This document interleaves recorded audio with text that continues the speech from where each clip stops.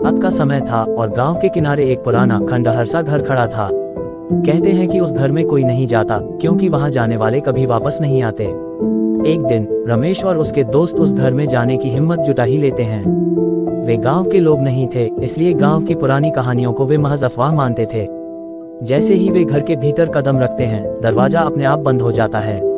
चारों तरफ अंधेरा छा जाता है और हवा में एक अजीब सी ठंडक फैल जाती है।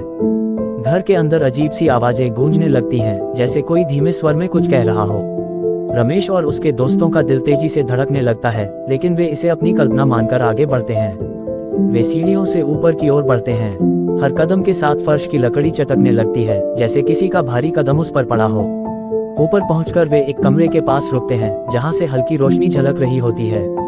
दरवाजा धीरे से खोलते ही कमरे में एक पुरानी कुर्सी दिखाई देती है, जिस पर कोई बैठा हुआ होता है। उसका चेहरा अंधेरे में छिपा होता है, लेकिन उसकी आंखें चमक रही होती हैं, जैसे किसी जानवर की आंखें अंधेरे में चमकती हैं। रमेश और उसके दोस्त डर के मारे पीछे हटने लगते हैं, लेकिन उनके पैर जैसे जाम हो गए थे। वह भयानक व्यक्ति उनके करीब आता गया और उसकी हंसी बढ़ती जा रही थी। अचानक पूरा कमरा काले धुएं से भर गया और उनमें से एक एक करके सभी गायब हो गए। फिर अचानक उस व्यक्ति का चेहरा दिखाई देता है। उसका चेहरा इंसानों जैसा नहीं था, बल्कि विकृत और भयानक था। उसकी आंखों में खून जैसी लालिमा थी और उसका मुंह चौड़ा होकर कानों तक फैल गया था, जिसमें से पीली सड़ी गली दांतें नजर आ रही थी। वह व्यक्ति उठकर उनकी ओर बढ़ने लगा और उसके हर कदम के साथ फर्श की लकड़ी टूटने लगी। रमेश आगे बढ़कर उस अजनबी से पूछता है, आप कौन हैं? लेकिन उस व्यक्ति का कोई जवाब नहीं आता। फिर अचानक वह कुर्सी पर बैठा व्यक्ति जोर से हंसने लगता है। उसकी हंसी पूरे घर में गूंज उठती है। वह हंसी इतनी भयानक थी कि रमेश और उसके दोस्तों की रूह कांप जाती है। सुबह होने पर गांव वालों को उस घर में रमेश और उसके दोस्तों का कोई निशान नहीं मिला।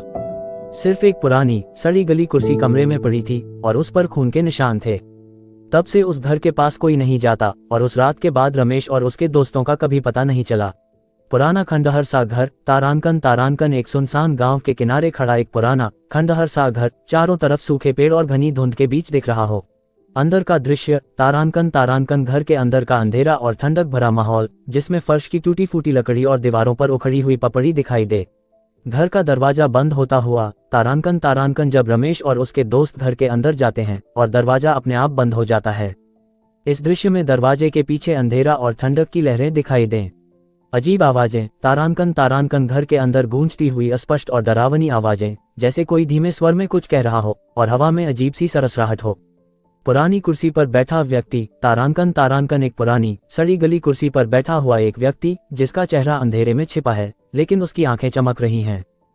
कुर्सी पर बैठा व्यक्ति हंसता हुआ। तारांकन वही व्यक्ति कुर्सी पर बैठा हुआ है और जोर से भयानक हंसी हंस रहा है। उसकी हंसी पूरे घर में गूंज रही है। कमरे में काले धुएं का छा जाना। तारांकन कमरे में अचानक काला धुआं भर जाता है, जिसमें रमेश और उसके दोस्त धुंधले दिखाई दे रहे हैं। भयानक चेहरा। तारांकन उस व्यक्ति का चेहरा विकृत और भयानक दिखाई दे। उसकी आंखें खून की तरह लाल हों और उसका मुंह कानों तक चौड़ा हो, जिसमें से पीली सड़ी गली दांतें दिख रही हों। सुनसान कमरा। सुबह के समय। तारांकन सुबह का समय, जब गांव वाले उस कमरे में आते हैं और वहां सिर्फ एक पुरानी कुर्सी पड़ी होती है, जिस पर खून के निशान होते हैं। खाली खंडहर घर। तारांकन वही पुराना खंडहर सा घर, अब खाली और भी डरावना दिख रहा है। चारों तरफ सन्नाटा और सुनसान वातावरण हो।